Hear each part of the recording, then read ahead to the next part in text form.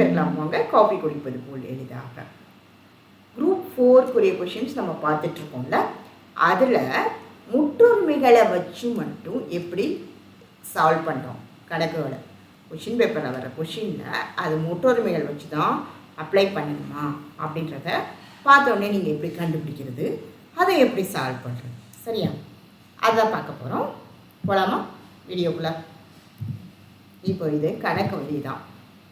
இதில் பார்த்தீங்கன்னா ஒரு நம்பர் அதோட ஸ்கொயர், இன்னொரு நம்பர் அது ஸ்கொயர் டிவைடட் பை ரெண்டு தசமஸ்தான நம்பர், ஒரு 2 நம்பரோட கழித்தல் கொடுத்துருக்காங்க, தசமஸ்தானத்தில் கொடுத்துருக்காங்க.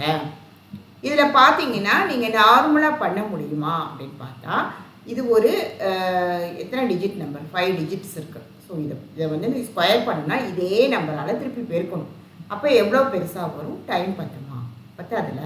நீங்கள் பார்க்கும்போது இந்த மாதிரி ஒரு நம்பரோட ஸ்கொயர் ஒரு நம்பரோட ஸ்கொயர் வர்றப்ப இது ஒரு வேறு நம்பரா, அப்போ நீங்கள் லைட்டாக சொல்லி பாருங்கள். இது ஏன்னு வச்சுக்கோங்க, இதை பின்னு வச்சுக்கோங்க. இப்போ A² - B². யோசிச்சிங்கன்னா உங்களுக்கு ஏதாவது ஐடியா கிடைக்குதான்னு பாருங்கள்.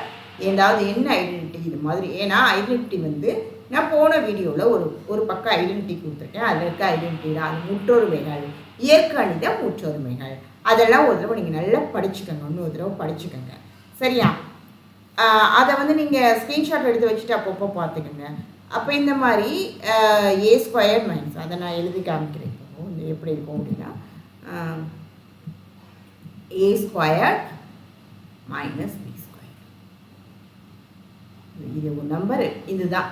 அப்போ இதை வச்சு என்ன ஐடென்டிட்டி இருக்குது, என்ன முற்றொருமைகள் இருக்குது அப்படின்னு பார்த்தா இதுதான். இந்த முற்றொருமை நமக்கு கிடைக்குது. அப்போது இதை அப்ளை பண்ணால் இந்த தொகுதி எப்படி மாறும் அப்படின்னு பார்த்தா நம்ம எழுதுவோம். அதுக்கு முன்னாடி இங்கேயே எழுதிக்கலாம். 67.542 square minus 32.458 the whole square equal to 67.542 plus 32.458 into 67.542 minus 32.458. இதுதான் தொகுதியில் வரும். ஸோ தொகுதியில் நமக்கு 67.542 ப்ளஸ் 32.458 இன்ட்டு 67.542 மைனஸ் 32.458. இது தொகுதியில். பகுதியில் நமக்கு அந்த நம்பர் கொடுத்துருக்காங்கல்ல 75, இதான் கணக்கில் கொடுத்துருக்காங்க. 458 மைனஸ் 40.374 இதுதான் கொடுத்துருக்காங்க. இப்போ இது ரெண்டையும் கூட்டணும். இப்போ பாருங்கள், இது வந்து தசமஸ்தானம் கூடுதல். தசமஸ்தானத்தை 2 நம்பரை கூட்டுறது, 2 நம்பரை கழிக்கிறது. அதே மாதிரி தொகுதியிலையும் 2 நம்பர் கழிக்கிறது. இப்போ நீங்கள் பண்ணிங்கன்னா உங்களுக்கு ரொம்ப வேலை ஈஸியாகிடும். ஏன்னா கூட்டுறது கழிக்கிறது வந்து ஈஸி தானே. இப்போ இது ரெண்டையும் கூட்டினா என்ன வரும், இது ரெண்டையும் கூட்டினா என்ன வரும்னு நீங்கள் கூட்டி பாருங்கள். இது ரெண்டையும் கூட்டினா இங்கே நமக்கு இது வரும் ஆன்சர்.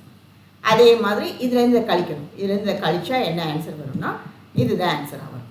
ஓகேயா? அதுக்கடுத்து இது ரெண்டையும் கழிக்க போகிறீங்க. அப்போ இங்கே வந்து பாருங்கள், இது ரெண்டையும் கழிச்சா என்ன வரும், இது. ஆக இது ரெண்டையும் கழிச்சாலும் ஒரே ஆன்சர் தான் வருது. அப்போ நம்ம என்ன எழுத போகிறோம், 67 இந்த இடத்துல தான் நமக்கு என்ன வந்துடுது, 100 வந்துடுது. 100 இன்ட்டு இது பெருக்கல் 35.084. இதுதான் நமக்கு இந்த ரெண்டையும் கழிக்கிற போகிறது. இங்கேயும் 35.084 வருது. அப்போது இது 2 ஒரே நம்பராக இருக்கனால இதை நம்ம கேன்சல் பண்ணிட்டோம்னா நமக்கு வர விடை வந்து 100. ஓகேயா? புரிஞ்சிருக்கும்னு நினைக்கிறேன். நம்ம வெறுமே வந்து அந்த ஃபார்முலா மட்டும் யூஸ் பண்ணி, ஐடென்டிட்டியை மட்டும் முற்றொருமைகள், அந்த இயற்கணித முற்றொருமைகள் மட்டும் யூஸ் பண்ணி இந்த நம்பர் ஸ்கொயர், அதாவது 67.542 இதை நம்ம கணக்கு, நம்மளோட கணக்கு இதான் நம்மளோட கணக்கு. ஸோ இந்த ஸ்கொயர், இது ஸ்கொயரு, இங்கே ஸ்கொயர் இருக்கிறத வந்து நம்ம எப்படி எழுதுகிறோம், A² - B² ஃபார்முலா யூஸ் பண்ணோம் தொகுதியில் மட்டும். அப்புறம் கூட்டல் கழித்தல் போட்டோம்னா நமக்கு இந்த மாதிரி வந்துடுது. கூட்டல் கழித்தல் போடும்போது நமக்கு இது ரெண்டையும் இது ஸ்கொயர் இருக்குது. ஸோ இந்த ஃபார்முலா அப்ளை பண்ணும்போது a + b × a - b வந்து இது தொகுதியில் இப்படி வந்துடுது. ஸோ இது ரெண்டையும் கூட்டும் போது இது ரெண்டையும் கழிச்சா இதான் நமக்கு வந்திருக்கு. ஸோ இதில் எந்த ஆன்சர் கரெக்டு? நமக்கு ஆன்சர் வந்தது 100. ஸோ ஆன்சர் என்னது? 100. ஓகேயா? புரிஞ்சிருச்சா? எந்த சந்தேகம் இருந்தாலும் கமெண்ட் பாக்ஸில் கமெண்ட் பண்ணுங்கள். Happy learning.